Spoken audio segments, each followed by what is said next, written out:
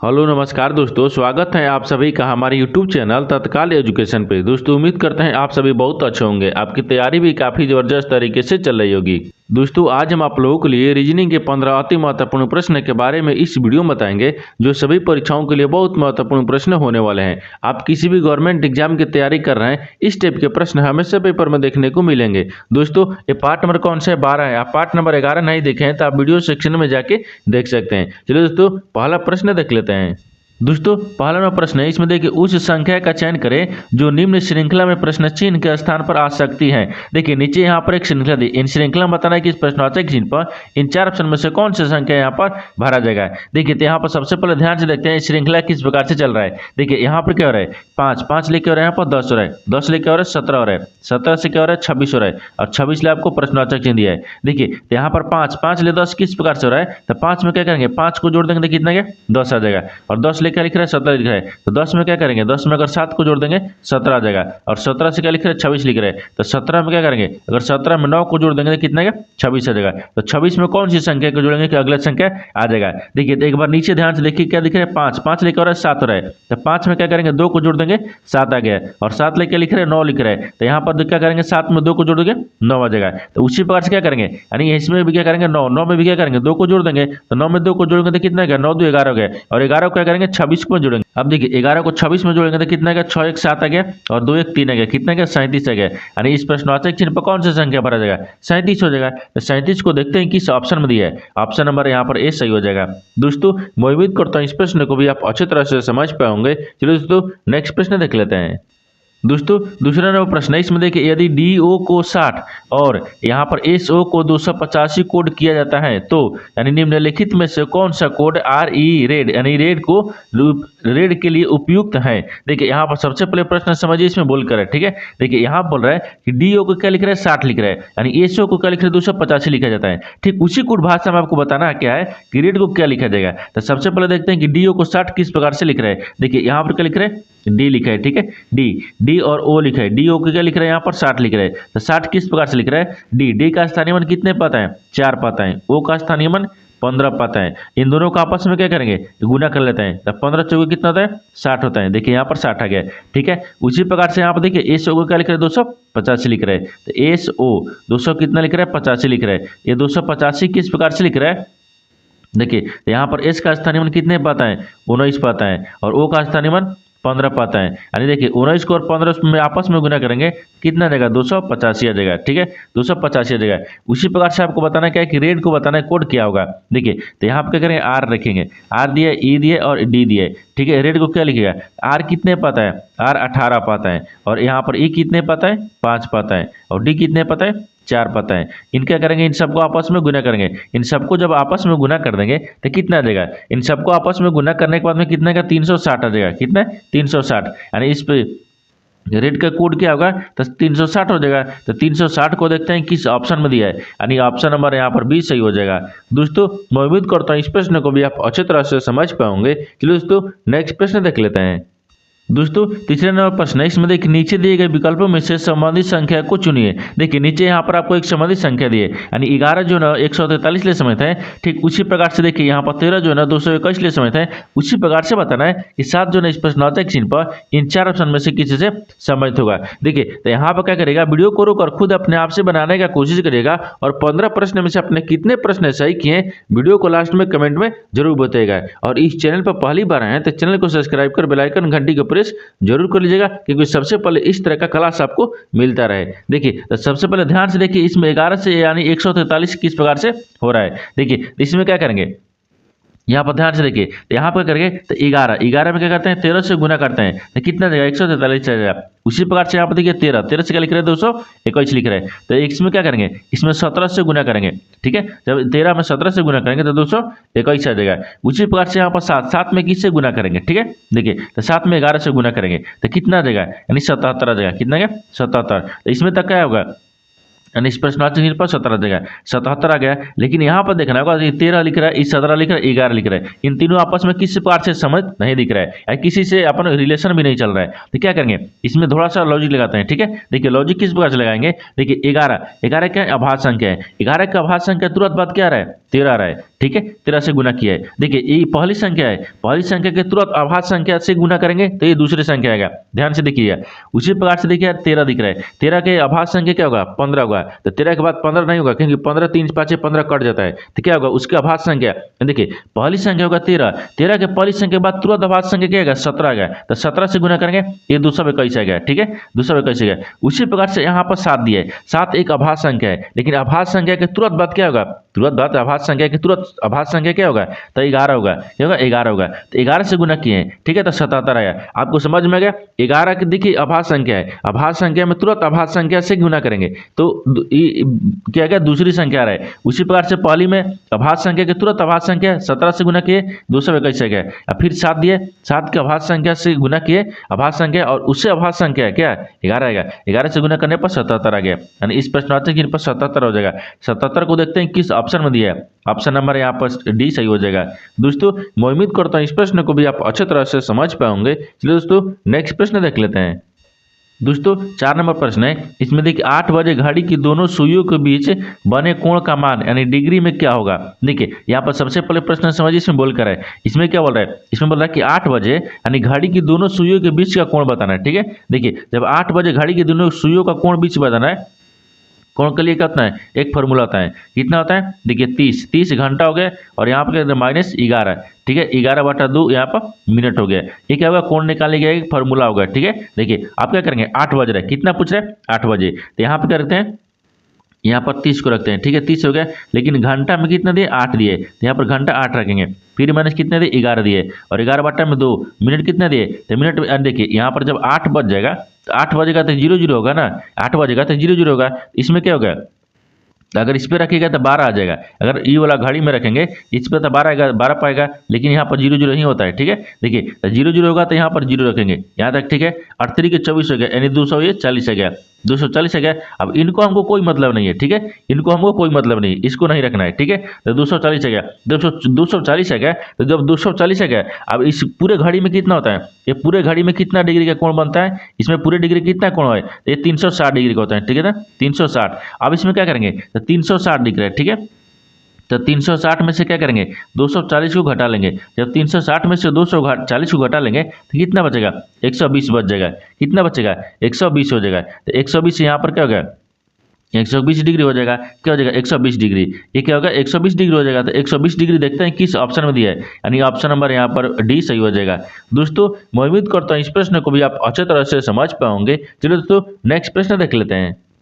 दोस्तों 5वां प्रश्न है, इसमें देखिए निम्नलिखित प्रश्न में प्रश्नवाचक चिन्ह के स्थान पर कौन सी संख्या भरी जाएगी। देखिए नीचे यहाँ पर आपको आकृति दिया है। ठीक है, इन आकृति में बताना क्या है कि इस प्रश्नवाचक के चिन्ह पर इन 4 ऑप्शन में से कौन सा यानी संख्या यहाँ पर भरा जाएगा। देखिए तो सबसे पहले इसमें ध्यान से देखते हैं, जो आकृति है ना या इस आकृति है वो किस प्रकार से आपको चल रहा है। देखिए यहाँ पर 36 लिख रहा है, यहाँ पर 49 लिख रहा है और यहाँ पर 16 लिख रहा है। यहाँ पर ध्यान दीजिए, इधर से क्या लिख रहा है बड़ी संख्या लिख रहा है और इधर से क्या लिख रहा है छोटी संख्या दी है। ठीक है, ये छोटी संख्या इधर लिख रहा है और यहाँ से ये बड़ी संख्या लिख रहा है। हमको क्या समझ में है, हमको यही समझ में है कि छोटी संख्या को कुछ ना कुछ कर रहा है, तभी तो आपको बड़ी संख्या लिख रहा है। जैसे यहाँ पर ध्यान से देखिए, यहाँ पर देख क्या लिख रहा है 6 लिख रहा है, क्या लिख रहा है 6 लिख रहा है। अगर 6 को क्या किया है कि देखिए यहाँ पर 36 इसके बराबर लिखा है। ठीक है, 36 लिखा है तो 6 का स्क्वायर कर देंगे कितना गया 36 आ जाएगा। और यहाँ पर देखिए 7 लिख रहे हैं, 7 का स्क्वायर करेंगे तो यहाँ पर कितना गया 7 7 49 लिखा है। उसी प्रकार से यहाँ पर देखिए ये क्या लिख रहा है 4 लिख रहा है, तो 4 का जब स्क्वायर किया है, देखिए 4 का जब स्क्वायर किया है तो कितना 4 का स्क्वायर करेंगे तो 4 का 16 गया। यानी उसी प्रकार से हमको समझ में आ गया कि 9 का भी क्या करेंगे स्क्वायर कर देंगे। जब 9 का स्क्वायर करेंगे तो यहाँ पर 81 आ जाएगा, कितना क्या 81 आ जाएगा। यानी इस प्रश्नावली जिन पर कौन सा संख्या भरा जाएगा 81 हो जाएगा। तो 81 को देखते हैं किस ऑप्शन में दिया है, यानी ऑप्शन नंबर यहाँ पर सी सही हो जाएगा। दोस्तों मैं उम्मीद करता हूँ इस प्रश्न को भी आप अच्छी तरह से समझ पाओगे। चलिए दोस्तों नेक्स्ट प्रश्न देख लेते हैं। दोस्तों 6 नंबर प्रश्न है, इसमें देखिए उस वेनारे का चयन करें जो दिए गए वर्गों के बीच संबंध को सर्वोत्तम रूप से दर्शाता है। देखिए यहाँ पर क्या दिए, एक आपको पीला दिया है, यहाँ पर सूर्य दिए और यहाँ पर रंग दिए। इन तीनों शब्द को बताना है कि आपस में किस प्रकार से समित है और इन 4 वेन डायग्राम में से कौन सा वेन डायग्राम बनेगा। देखिए इन सब में से क्या करेंगे, सबसे कॉमन कौन सा मिल रहा है। ठीक है, देखिए यहाँ पर पीला हो गया, सूर्य हो गया और रंग हो गया। इन तीनों शब्द में से आपको कॉमन कौन सा मिल रहा है, तो सबसे कॉमन हमको यहाँ पर क्या मिल रहा है, रंग मिल रहा है। क्या मिल रहा है, रंग मिल रहा है। तो मान लीजिए यहाँ पर क्या हो गया, रंग हो गया, ये रंग हो गया। रंग के अंदर में क्या आता है, पीला आते हैं। देखिए रंग के अंदर में पीला रंग आ जाएगा, लेकिन यहाँ पर क्या पीला रंग हो गया। लेकिन रंग के अंदर में सूर्य भगवान थोड़े यानी सूर्य थोड़े गए नहीं है, तो सूर्य आपको क्या हो जाएगा, अलग बन जाएगा। ठीक है, होगा सूर्य कल अलग बन जाएगा। ठीक है, ये अलग हो गया। देखिए ये आपस में किस प्रकार से समझते हैं, तो सबसे कॉमन रंग दिखेगा। रंग को क्या दिखेंगे, यानी रंग के अंदर में पीला आएगा, लेकिन रंग के अंदर में सूर्य नहीं आएंगे। इस तरह से आपका वेन डायग्राम बनेगा। इस तरह का वेन डायग्राम देखते हैं किस ऑप्शन में दिया है। ऑप्शन नंबर यहाँ पर बी सही हो जाएगा। दोस्तों मैं उम्मीद करता हूँ इस प्रश्न को भी आप अच्छी तरह से समझ पाओगे। चलो दोस्तों नेक्स्ट प्रश्न देख लेते हैं। दोस्तों 7वां प्रश्न है, इसमें देखिए नीचे दिए गए विकल्पों में से संबंधित शब्द को चुनिए। देखिए नीचे यहाँ पर आपको एक संबंधित शब्द दिया है, यानी 15 अगस्त जो है आपको आजादी से संबंधित है। ठीक उसी प्रकार से बताना है कि 26 जनवरी जो है इस प्रश्नवाचक के चिन्ह पर इन 4 ऑप्शन में से किसी से संबंधित होगा। देखिए तो यहाँ पर सबसे पहले ध्यान से देखते हैं कि जो आपको यहाँ पर देखिए 15 अगस्त है ना, वो आपको आज़ादी से किस प्रकार से समझते हैं। देखिए तो 15 अगस्त को भारत की आज़ादी मिली थी, जिसे यहाँ पर 15 अगस्त हो गया। ठीक है, 15 अगस्त को आज़ादी से समझते हैं, तो 15 अगस्त जो है ना वो भारत की, ठीक है देखिए, यानी भारत की आज़ादी मिली थी। यहाँ पर भारत की आज़ादी मिली थी, ठीक है, आज़ादी मिली थी, यानी 15 अगस्त को भारत की आज़ादी मिली थी। उसी प्रकार से 26 जनवरी को क्या होगा, तो 26 जनवरी को क्या होगा, तो संविधान लागू हुआ था। ठीक है, यानी संविधान यहाँ पर लिखेंगे, क्या लिखेंगे, संविधान हो गया, ये संविधान हो गया। ठीक है, संविधान लागू हुआ था, यानी लागू, ठीक है, लागू हुआ, यहाँ पर लागू हुआ था। ठीक है, लागू हुआ था। देखिए जिस प्रकार से 15 अगस्त को यानी भारत की आज़ादी मिली थी, उसी प्रकार से 26 जनवरी को क्या होगा, यानी संविधान लागू हुआ था। ठीक है, तो यहाँ पर क्या हो जाएगा, इस प्रश्नवाचक चिन्ह पर संविधान हो जाएगा। तो संविधान को देखते हैं किस ऑप्शन में दिया है। ऑप्शन नंबर यहाँ पर सी सही हो जाएगा। दोस्तों मैं उम्मीद करता हूँ इस प्रश्न को भी आप अच्छी तरह से समझ पाओगे। चलिए दोस्तों नेक्स्ट प्रश्न देख लेते हैं। दोस्तों 8वां प्रश्न है, इसमें देखिए एक महिला की ओर इशारा करते हुए एक आदमी ने कहा, उसके पिता मेरे पिता के इकलौते पुत्र हैं। यानी उस आदमी का उस महिला से क्या संबंध है। देखिए यहाँ पर सबसे पहले प्रश्न समझते हैं इसमें बोल कर है। ठीक है, देखिए यहाँ पर क्या बोल रहे हैं, एक महिला की ओर इशारा करते हुए एक आदमी ने कहा। तो मान लीजिए यहाँ पर क्या कहते हैं, महिला को रखते हैं, ये क्या होगा, महिला हो गया। ठीक है, ये महिला, एक महिला को इशारा करते हुए एक आदमी ने कहा, मान लीजिए ये आदमी है। ठीक है, ये आदमी हो गया, ये आदमी एक महिला को इशारा करते हुए, तो इस महिला की ओर इशारा करते हुए ये आदमी ने कहा। ठीक है, एक आदमी ने कहा, क्या बोल रहा है, एक आदमी ने कहा, ठीक, एक आदमी ने कहा उसके पिता, यानी इसके पिता, देखिए इस आदमी के पिता, ठीक है, इस आदमी का पिता कौन हो गया, यहाँ पर पूछ रहा है इसके पिता, यानी इस महिला के पिता ये आदमी है, क्या है, ये पिता हो गया। ठीक है, ये पिता क्या है, आदमी है। वो देखिए बोल रहा है उसके पिता यानी इस महिला के पिता। ठीक है, ये महिला के पिता कौन हो गया, ये आदमी हो गया, यानी मेरे, देखिए मेरे पिता के, तो इस आदमी के पिता। ठीक है, अब इस आदमी के पिता हो गए, इस आदमी के पिता के इकलौते पुत्र हैं। इस आदमी के पिता के इकलौते पुत्र कौन है, ये आदमी ही है। ठीक है, यानी इकलौते पुत्र हो गया। ठीक है, इकलौते पुत्र कौन है, ये आदमी ही है, क्या खुद के आदमी है। ठीक है, आदमी है। तो अब बताना क्या है कि उस आदमी का यानी उस महिला से क्या संबंध है, यानी उस आदमी का उस महिला से संबंध बताना है। देखिए तो उस आदमी का उस महिला से संबंध बताना है, तो क्या संबंध हो जाएगा, देखिए यानी वह जो आदमी है ना उस महिला का पिता हो जाएगा। जो देखिए वह जो आदमी है, ये आदमी कौन है, इस महिला के ही पिता है, क्या है, महिला के पिता है। ठीक है, देखिए यहाँ पर क्या होगा, पिता हो जाएगा। तो पिता देखिए क्या दिख रहा है इसमें, इस महिला जो है ना इस आदमी से क्या है, पिता है, क्योंकि यहाँ पर पिता ही दिख रहा है। ठीक है, तो पिता देखते हैं किस ऑप्शन में दिया है, यानी ऑप्शन नंबर कौन सा हो जाएगा, ऑप्शन नंबर यहाँ पर सी सही हो जाएगा। दोस्तों मैं उम्मीद करता हूँ इस प्रश्न को भी आप अच्छी तरह से समझ पाओगे। चलो दोस्तों नेक्स्ट प्रश्न देख लेते हैं। दोस्तों 9 नंबर प्रश्न है, इसमें देखिए दिए गए चित्र में कई आकृति शामिल हैं, जिनमें से कौन सी संख्या केवल एक आकृति में मौजूद है। देखिए यहाँ पर सबसे पहले प्रश्न समझिए, इसमें बोलकर है, यहाँ पर क्या बोल रहा है कि देखिए यहाँ पर एक आकृति दिया है। ठीक है, इन आकृति में कितनी आकृति है, ठीक है, इन शामिल है। इस आकृति में बताना क्या है, इसमें बताना है कि देखिए इसमें बोल रहा है कि कौन सी यानी संख्या केवल एक आकृति में मौजूद है, यानी कौन सी एक संख्या ऐसी है जो कि एक ही आकृति में वो मौजूद है। देखिए तो अगर मान लीजिए यहाँ पर त्रिभुज को रखते हैं, त्रिभुज में देखिए दो आकृति मौजूद हो गए, ये 4 भी हो गए और 1 हो गया, यानी त्रिभुज नहीं होगा। ठीक है, ये त्रिभुज नहीं होगा। अगर मान लीजिए क्या रहते हैं, यानी यहाँ पर वृत्त रखते हैं, तो वृत्त में देखिए यहाँ पर 4 भी आ गया, 5 भी आ गया, यहाँ पर 2 भी आ गया, यानी इसका मतलब क्या दिख रहा है, तीनों दिख रहा है, यानी इसका मतलब कि ये नहीं हो रहा है। ठीक है, यानी ये भी नहीं हो रहा है। इसमें कौन सी आकृति है जो एक ही आकृति में मौजूद है, कौन सी संख्या है जो कि एक ही आकृति में मौजूद है। देखिए तो यहाँ पर 3 दिख रहा है, 3 जो है ना, 3 एक ऐसी संख्या है जो कि एक ही आकृति में मौजूद है, जो कि आपको देखिए यहाँ पर क्या लिख रहा है, यानी यहाँ पर आयत में दिख रहा है, क्या दिख रहा है, आयत में दिख रहा है। देखिए इस आयत में खाली केवल एक ही आपको संख्या है जो कि 3 है। ठीक है, तो यहाँ पर क्या हो जाएगा, 3 हो जाएगा। तो 3 को देखते हैं किस ऑप्शन में दिया है, ऑप्शन नंबर यहाँ पर बी सही हो जाएगा। दोस्तों मैं उम्मीद करता हूँ इस प्रश्न को भी आप अच्छी तरह से समझ पाओगे। चलिए दोस्तों नेक्स्ट प्रश्न देख लेते हैं। दोस्तों 10 नंबर प्रश्न है, इसमें देखिए 15, देखिए यहाँ पर क्या बोल रहा है, यहाँ पर देखिए 50, देखिए यहाँ पर क्या देखिए 50 छात्रों की कक्षा में यानी आर्यन शीर्ष 17वें स्थान पर है, निचले छोर से उसका स्थान क्या होगा। देखिए यहाँ पर सबसे पहले प्रश्न समझते हैं, इसमें बोल कर है, देखिए यहाँ बोल रहा है कि टोटल कितने विद्यार्थी हैं, छात्र यानी 50 छात्र की कक्षा है, ठीक है। कक्षा में आर्यन की शीर्ष कितना है, 17वें, यानी टोटल विद्यार्थी कितना है, 50 गो है। लेकिन एक दिया है यानी नीचे से क्या है बोल रहा है, देखिए यहाँ पर ऊपर से दिया है 17वें पर है, और लेकिन नीचे से पूछा है, जब एक से दिया रहता एक से पूछेगा और यहाँ पर टोटल भी विद्यार्थी दिए, इन दोनों को आपस में क्या करेंगे, इन दोनों को आपस में माइनस करके और +1 कर देंगे। देखिए इन दोनों को क्या करते हैं, इन दोनों का आपस में क्या करें, माइनस करेंगे, तो यहाँ पर कितना आएगा 33 आएगा, और 33 में से एक को जोड़ देंगे, कितना बचेगा 34वां हो गया, कितना का 34वां हो जाएगा। देखिए तो यहाँ पर वही पूछा है कि 50 छात्रों की कक्षा में यानी आर्यन की शीर्ष ले कितना दिख रहा है, 17वां दिख रहा है, तो नीचे से क्या होगा, इन दोनों को माइनस करके एक जोड़ देंगे तो कितना गया 34वां हो गया, यानी इसमें क्या होगा, वही बोला है कि निचले छोर से उसका स्थान क्या होगा, तो 34वां होगा। तो 34वां को देखते हैं किस ऑप्शन में दिया है, ऑप्शन नंबर यहाँ पर सी सही हो जाएगा। दोस्तों मैं उम्मीद करता हूँ इस प्रश्न को भी आप अच्छे तरह से समझ पाओगे। चलिए दोस्तों नेक्स्ट प्रश्न देख लेते हैं। दोस्तों 11 नंबर प्रश्न है, इसमें देखिए एक व्यक्ति 12 किलोमीटर पश्चिम की ओर यात्रा करता है और यहाँ पर फिर 8 किलोमीटर पूर्व की ओर यात्रा करता है, बताइए कि अब वो अपने प्रारंभिक स्थान से कितनी दूरी पर है। देखिए सबसे पहले यहाँ पर प्रश्न समझिए, इसमें बोल कर है, ठीक है। देखिए यहाँ पर क्या बोल रहा है, एक व्यक्ति जो है ना वो 12 किलोमीटर किधर, पश्चिम की ओर यात्रा करता है। तो सबसे पहले मान लीजिए यहाँ पर कहते हैं, ये आपको डायग्राम को बनाते हैं, ये पूर्व होता है, यहाँ पर ये पश्चिम होता है, ऊपर में उत्तर होता है, नीचे में दक्षिण होता है। देखिए यहाँ से मान लीजिए एक आकृति हो गया, मान लीजिए यहाँ पर क्या हुआ, प्रारंभिक स्थान हो गया, यहाँ पर अंत स्थान हो गया, ठीक है। अब देखिए बोल क्या रहा है, बोल रहा है कि एक व्यक्ति जो है ना वो 12 किलोमीटर पश्चिम की तरफ जाता है। मान लीजिए यहाँ से हम चलना शुरू करते हैं, ठीक है, यहाँ से हम चलना शुरू करते हैं, ये कितना चलता है, हम पश्चिम की तरफ चलते हैं, ठीक है। देखिए यहाँ पर पश्चिम की तरफ कितना चलता है, 12 किलोमीटर, यहाँ पर 12 किलोमीटर दिया है, ठीक है, ये 12 किलोमीटर पश्चिम यात्रा करता है। और बोल रहा है कि फिर 8 किलोमीटर पूर्व की ओर यात्रा करता है। फिर यहाँ से क्या किया, यहाँ से शुरू कर दिया,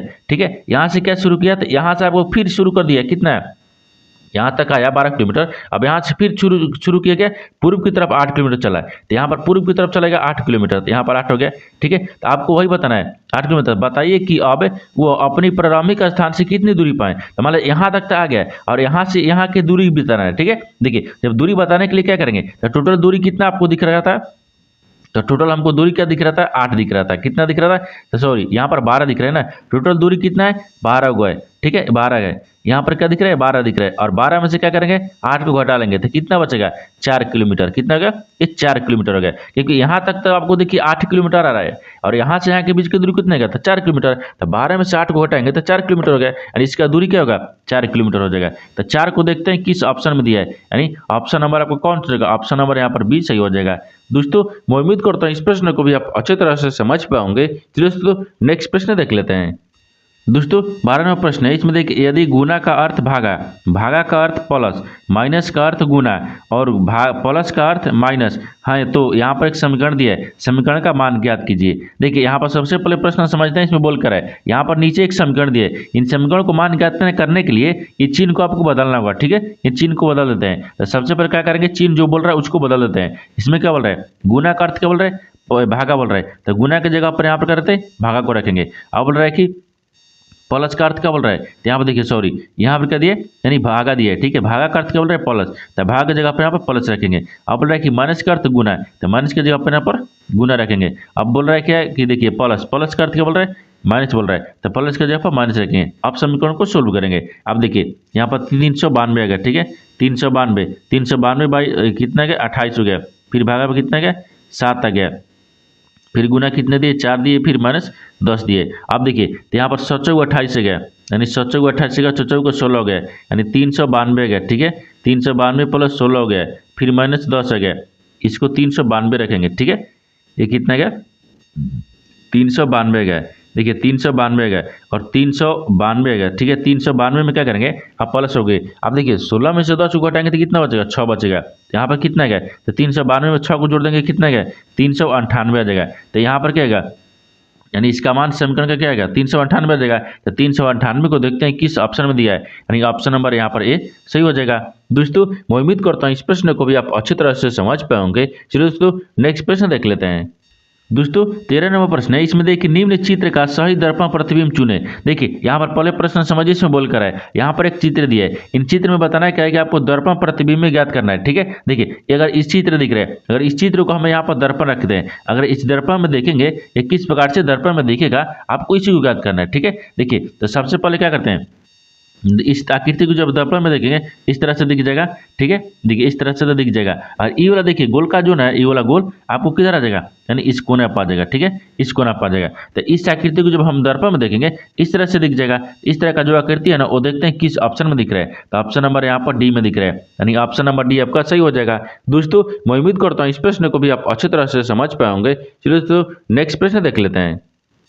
दोस्तों 14 नंबर प्रश्न है, इसमें देखिए उस समुच्चय को चुनिए जिसमें संख्या ठीक उसी प्रकार से संबंधित है जिस प्रकार निम्नलिखित यानी समुच्चयों की संख्याओं को संबंधित है। जैसे यहाँ पर प्रश्न समझिए, इसमें बोलकर है, देखिए ये आपको दो समुच्चय दिए, ये दो समुच्चय में जिस प्रकार से आपस में संबंधित है ना, ठीक उसी प्रकार से बताना है कि इन चार ऑप्शन में से कौन सा जो समुच्चय है तो इस प्रकार से ऐसा ही संबंधित दिख रहा है। जैसे मैं यहाँ पर ध्यान से देखिए, पहले देखते हैं कि अपना समुच्चय जो दिया है वो किस प्रकार से संबंधित है। देखिए यहाँ पर क्या लिख रहा है, 46 - 12 लिख रहे हैं, तो 46 में से -12 को घटा लेते हैं, जब घटा लेंगे तो कितना बचेगा, 34 बचेगा। और 34 में क्या करते हैं, 2 से भाग कर देंगे, जब 34 में 2 से भाग करेंगे तो कितना आ जाएगा, देखिए 17 आ गया। कितना गया, 17 आ जाएगा, यही आपको 17 दिया है। देखिए दोनों को क्या करेंगे, दोनों को पहला और दूसरा को माइनस करेंगे, जो आएगा उससे 2 से भाग करने पर तीसरा आ गया, वही आपको ऑप्शन सही हो जाएगा। उसमें भी देखते हैं, देखिए इसमें क्या दिखा है, इसमें भी आपको माइनस दिखा है। देखिए 62 में से क्या करेंगे, 12 को माइनस करेंगे तो यहाँ पर 0 हो जाएगा, और यहाँ पर 5 हो गया। अब इसमें क्या करते हैं, 50 आ गया, और 50 में क्या करेंगे, 2 से भाग करते हैं, कितना गया यहाँ पर, 25 आ गया। देखिए ये 25 आ गया, यानी इसका मतलब कि दोनों को आपस में माइनस करने पर तीसरी संख्या भाग करने पर 2 से आ जाना चाहिए। देखिए तो ऑप्शन ए को रखते हैं, ऑप्शन ए में क्या दिए, 85 और 13 दिए। ठीक है, और 85 और 13 में से माइनस करते हैं, देखिए तो यहाँ पर 5 में से 3 को माइनस करेंगे, 2 बचेगा। ठीक है, यहाँ पर देखिए 1 यानी 7 हो गया, 8 हो गया, और 8 में से 1 घटाएंगे तो कितना बचेगा, यानी 7 हो गया, यानी 72 हो गया। और 72 में 2 से भाग करेंगे, तो 72 में जब 2 से भाग करेंगे तो कितना आएगा, 36 आएगा। देखिए इन दोनों को आपस में 13 को और यहाँ पर 85 में से माइनस करेंगे तो कितना आएगा, 72। 72 में 2 से भाग करेंगे तो 36 आ गया, यानी देखिए यहाँ पर तीसरी 36 आ गया।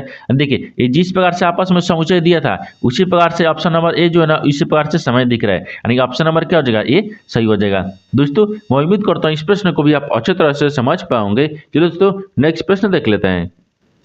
दोस्तों 15वां प्रश्न है, इसमें देखिए एक ही पासे की दो स्थितियां दिखाई गई हैं। देखिए दिए गए पासे में यानी अंक 5 के विपरीत कौन सा अंक होगा। देखिए यहाँ पर एक ही पासे का आपको यहाँ पर दो स्थितियां को दर्शाया गया है। आपसे पूछ रखा है, आपसे पूछा है कि 5 के विपरीत कौन सा अंक होगा। देखिए तो सबसे पहले देखेंगे कि इस दोनों में से कॉमन मिलाएंगे, कौन सा आपको एक कॉमन मिल रहा है। जैसे यहाँ पर देखिए 2 दिख रहा है, 2 इसमें दिख रहा है, नहीं दिख रहा है। यानी 4 दिख रहा है, 4 देखिए इसमें दिख रहा है, नहीं दिख रहा है। यानी 1 दिख रहा है, 1 भी नहीं दिख रहा है। देखिए दोनों पासे आपको अलग अलग दिख रहा है, इसमें आपको कॉमन नहीं मिल रहा है। जब कॉमन नहीं मिल रहा है ये क्या हो गया, मानक पासा हो गया। क्या होगा, ये मानक पासा है।